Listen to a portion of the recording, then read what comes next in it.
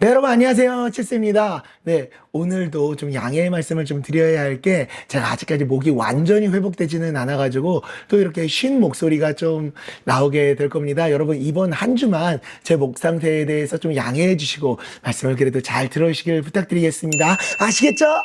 하나님께서 아브라함을 생각하셔서 소돔과 고모라를 멸망시키겠다고 아브라함에게 말씀하셨죠.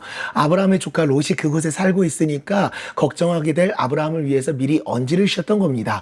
그리고 하나님께서 아브라함에게 말씀을 해주셨었던 또 다른 이유가 있는데요. 그것이 뭐냐면 바로 중보기도였습니다. 아브라함이 하나님의 말씀을 듣고 나서 이렇게 대답을 합니다. 하나님, 그곳에 의인 50명이 있어도 멸망하시겠습니까? 그러자 하나님은 아니라고 대답하십니다. 그 다음엔 45명이 있어도 멸망하시겠습니까? 고 물어보니까 그때도 아니라고 말씀하시고, 이렇게 30명, 20명, 10명으로 내려가면서 물어보고, 그리고 10명째 돼서는 하나님께서 아무런 대답을 하지 않으셨습니다. 그런데 이 말을 보면은 아브라함이 롯을 살려주세요. 제발 롯을 도와주세요. 라고 물어보지 않습니다. 그곳에 의인이 있어도 멸망하실 거냐고 물어봅니다. 소돔과 고모라의 멸망 자체에 대해서 이야기를 하고 있었지 롯만 이야기하지 않았었던 겁니다. 네, 이것이 바로 아브라함을 향한 하나님의 부르심이었었습니다. 자기 자신만을 생각하는 것이 아니라 세상을 위하고 세상을 위해 기도하는 사람. 그래서 아브라함은 롯이 아닌 소돔과 고모라를 위해서 기도했던 겁니다. 죄가 가득했던 그 나라가 죄가 아닌 의의 나라, 하나님의 뜻이 가득한 나라가 되기를 원했었던 겁니다. 하나님과 흥정하듯 이야기를 하는 것 같았었지만 하나님은 아브라함의 말을 그래서 기뻐 받았었던 것이죠. 하나님은 이처럼 우리가 세상을 위해서 중보하는 하나님의 사람이 되기를 원하십니다.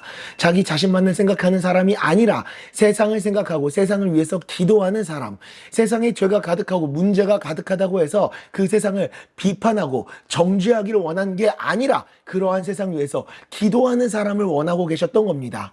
아브라함이 부르심을 받았을 때도 땅의 모든 족속이 너로 말미암아 복을 얻을 것이라고 말씀하셨었죠.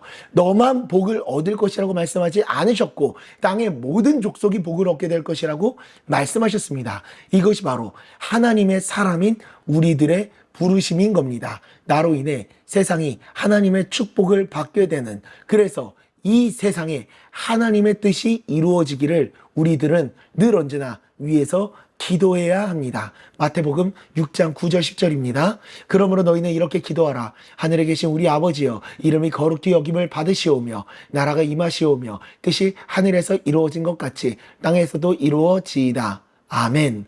그렇게 늘 세상을 위해서 기도하며 이 세상을 향한 하나님의 축복의 통로로 세워지는, 하나님의 뜻을 기도로 세워 나아가는 우리 모두가 될 수 있기를 간절히 소망합니다. 기도하겠습니다.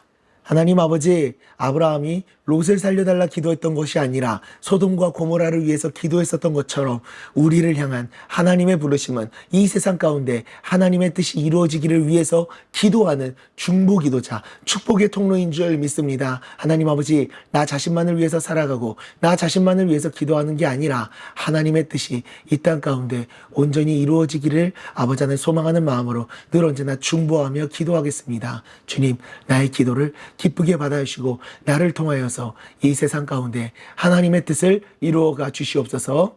예수님의 이름으로 기도드리옵나이다. 아멘.